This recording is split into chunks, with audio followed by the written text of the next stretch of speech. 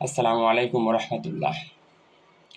সুপ্রিয় দর্শক, আপনারা জানেন গত 2 সেপ্টেম্বর থেকে গাজীপুর, সাভার, ঢাকা সহ বাংলাদেশের বিভিন্ন জায়গায় শ্রমিক অসন্তোষ দেখা দিয়েছে। তো শ্রমিকদের অনেক দাবি দাওয়াগুলো ছিল, আছে। আমরা জানি বিগত 15 বছর ওনাদের অনেক দাবি ছিল, সেগুলো হয়তো পূরণ হয়নি বলে আসলে ওনারা আন্দোলনে নেমেছেন। তো আমি শ্রমিক ভাইদের উদ্দেশ্য করে বলবো, আপনারা জানেন 2009 সালের 8ই জানুয়ারি বাংলাদেশ আওয়ামী লীগ সরকার গঠন করা হয়। তো সেখান থেকে দলীয় সভানেত্রী জননেত্রী শেখ হাসিনা গত 2024 সালের 5ই আগস্ট উনি রাষ্ট্রপতি বরাবর ক্ষমতা হস্তান্তর করে দেশ ত্যাগ করেন। এর পরপরই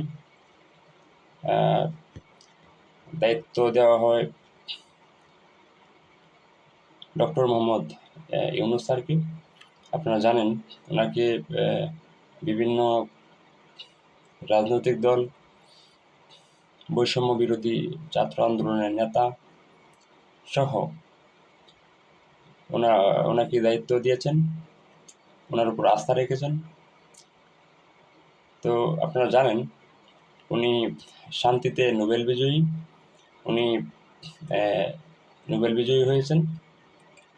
তো আমি আশা করি উনি যদি বাংলাদেশকে পরিচালনা করেন, উনি অবশ্যই আরেকটা নোবেল বিজয় ছিনিয়ে আনবেন বলে আমি মনে করি। তো সেজন্য ওনাকে কিছুটা দিন সময় দেওয়া দরকার।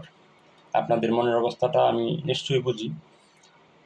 আপনাদের অনেক দাবি দেওয়া আছে, অনেক দিন যাবৎ ছিল, কিন্তু আপনারা মুখ ফুটে বলতে পারছিলেন না। তো এখন আসলে আমরা আমাদের ন্যায্য আদায়ের যে কথাগুলো, সেগুলো ওপেনলি বলতে পারি, কোনো সমস্যা হয় না, কোনো প্ল্যাটফর্ম আসে না। তো দলমত নির্বিশেষে আপনারা কাজ করে যান, ওনারা কাজ করছেন। যে কোনো দল বিশৃঙ্খলা করলে, লুটপাট চাঁদাবাজি করলে, বৈষম্য বিরোধী ছাত্র আন্দোলন হয়তো আবার মাঠে নামবেন। তো বর্তমান সরকারের প্রতি আস্থা রাখুন। আপনারা আপনাদের যেই চাওয়াগুলো, যেই চাহিদাগুলো, সেগুলো আপনি যদি লিপিবদ্ধ করে প্রধান উপদেষ্টা বরাবর পাঠিয়ে দিন, উনি নিশ্চয়ই একটা ব্যবস্থা নেবেন বলে আমরা মনে করি।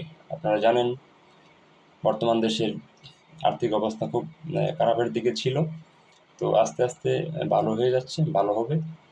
উনি বাংলাদেশের মানুষের জন্য কাজ করবেন, বাংলাদেশের জন্য কাজ করবেন। আপনি আমি ভালো থাকলে দেশ ভালো চলবে। তো সেজন্য কিছুটা সময় ওনাকে অবশ্যই দেওয়া দরকার বলে আমি মনে করি ব্যক্তিগতভাবে। সেজন্য আপনাদেরকে আমি বলবো, আপনারা আন্দোলন থেকে সরে আসুন। সুস্থ একটা বাংলাদেশ আমরা দেখতে চাই। ওনাকে কিছুটা সময় দেওয়া হোক। উনি যেই কথাগুলো বলছেন সেগুলো যদি বাস্তবায়িত করেন, তাহলে অবশ্যই আপনি, আমরা, বাংলাদেশ ভালো থাকবে। তো আজকের মতো এখান থেকেই বিদায় নিচ্ছি। সবাই ভালো থাকুন, আন্দোলন থেকে সরে এসে দেশের পাশে থাকুন, সরকারের পাশে থাকুন। ধন্যবাদ। আসসালামু আলাইকুম।